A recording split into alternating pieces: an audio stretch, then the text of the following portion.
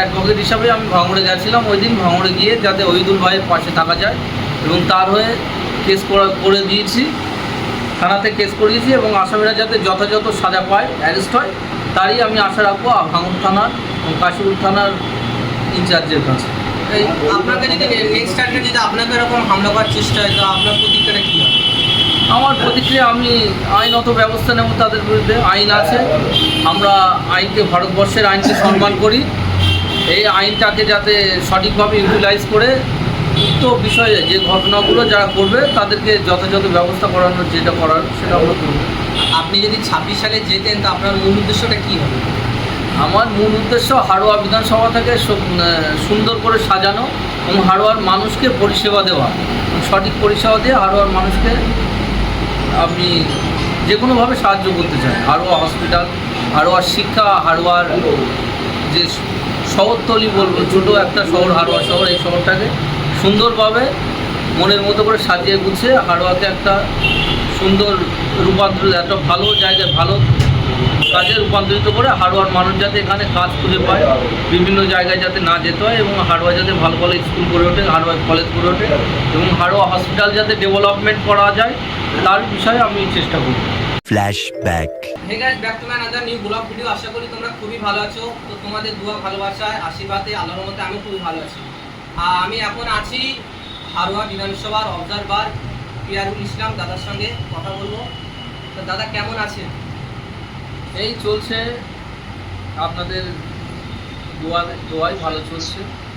আর আপনি 26 সালের প্রস্তুতি কেমন নিচ্ছেন আর 26 সালে কীভাবে দেখছেন, কতটা কীভাবে? 26 সালের প্রস্তুতি নিচ্ছি, ছেলেমেয়েরা পাশে আছে, আমাদের ভাইরা বোনেরা এবং হাড়োয়াবাসীরা আমাদের পাশে আছে, আশ্বাস যোগাচ্ছে এবং প্রত্যেক বুথ ওয়াইজ আমরা সংগঠন রেডি করছি এবং প্রত্যেক বুথে 26-এর যাতে এজেন্ট দিতে পারি।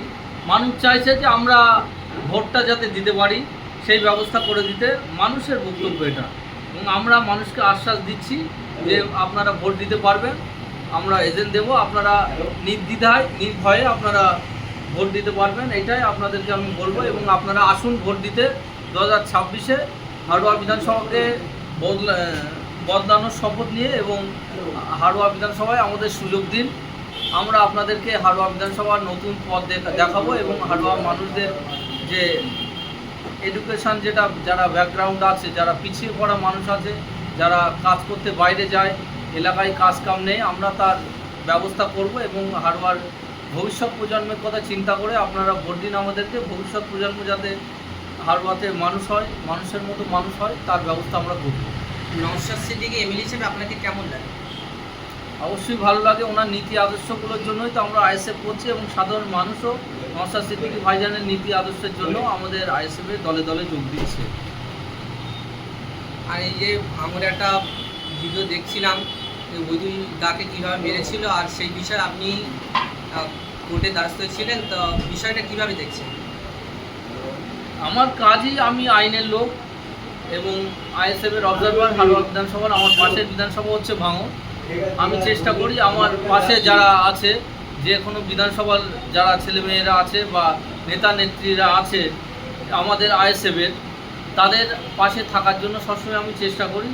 সেই জন্য একটা অ্যাডভোকেট হিসাবে আমি ভাঙড়ে গেছিলাম। ওই দিন ভাঙড়ে গিয়ে যাতে ওহিদুল ভাইয়ের পাশে থাকা যায় এবং তার হয়ে কেস করে দিয়েছি, থানাতে কেস করিয়েছি এবং আসামিরা যাতে যথাযথ সাজা পায়, অ্যারেস্ট হয়, তারই আমি আশা রাখবো ভাঙড় থানার এবং কাশীপুর থানার ইনচার্জের কাছে।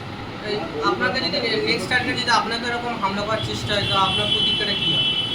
আমার প্রতিক্রিয়া, আমি আইনত ব্যবস্থা নেব তাদের বিরুদ্ধে। আইন আছে, আমরা আইনকে, ভারতবর্ষের আইনকে সম্মান করি। এই আইনটাকে যাতে সঠিকভাবে ইউটিলাইজ করে উক্ত বিষয়ে যে ঘটনাগুলো যারা করবে তাদেরকে যথাযথ ব্যবস্থা করানোর যেটা করার সেটা আমরা করব। আপনি যদি 26 সালে যেতেন তো আপনার মূল উদ্দেশ্যটা কী হবে?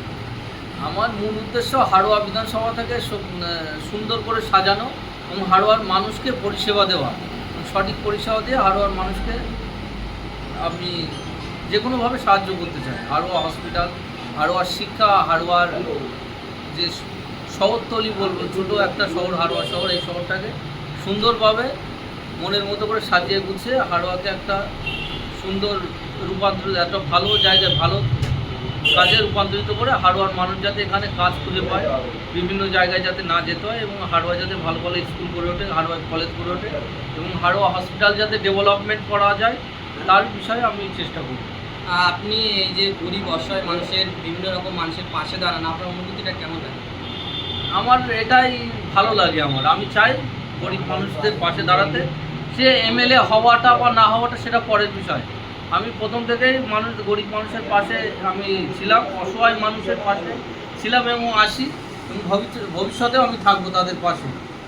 সেটা এমএলএ হোক বা না হোক, মানুষ ভোট দিক না দিক সেটা পড়বে। আমি মানুষের কাছে কোনোদিন বলি না যে আমাকে ভোট দেবে না। আমাদের সমাজ পরিবর্তন, আমাদের আইএসএফের মেন নীতি আদর্শ হলো সমাজ পরিবর্তন করা।